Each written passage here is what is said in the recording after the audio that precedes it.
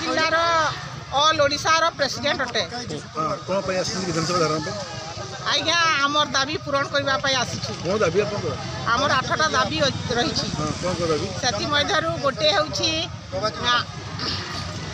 गोटे आम सरकार घोषित सर्वनिम्न मजूरी आम मान लागू करा जाऊ। द्वितीय हूँ आम समस्त चतुर्थ श्रेणी सरकारी कर्मचारी मान्यता दि जाऊ सहित ड्रेस कोड लागू करा जाऊ। तृतीय हूँ चिकित्सा भत्ता सहित जीवन बीमार सुविधा करा जाऊ।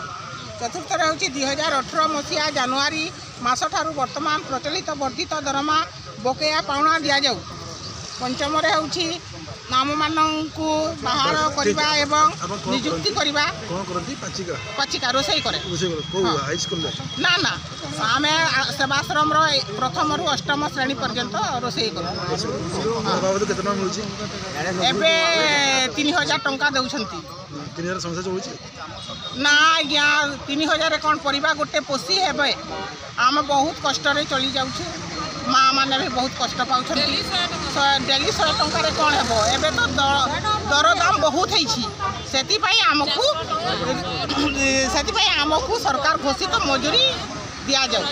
या पूर्व आपने विधानसभा घेराव करते सरकार प्रतिश्रुति देते आम गला थर आसिलु आज्ञा 1000 टंका आमर दरमा बढ़ई आमर 2000 रु 3000 आमर आउ ओडिशा तो 40% केंद्र 60% आम केंद्र पैसा पाई ना से आम दाबी कर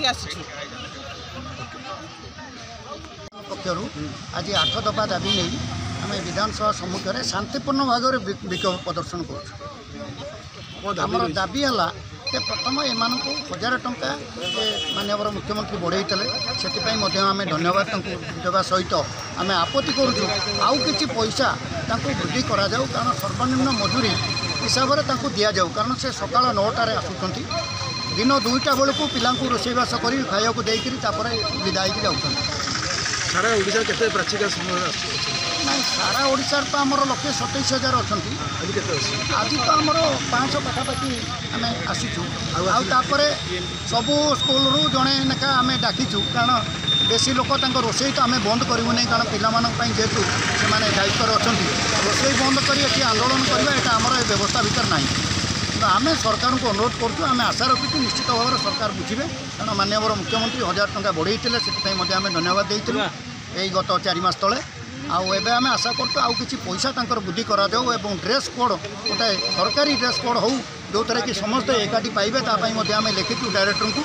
गोटे ये समस्ते से जो ड्रेस बाबद 500 टंका मिलता 2 वर्ष तले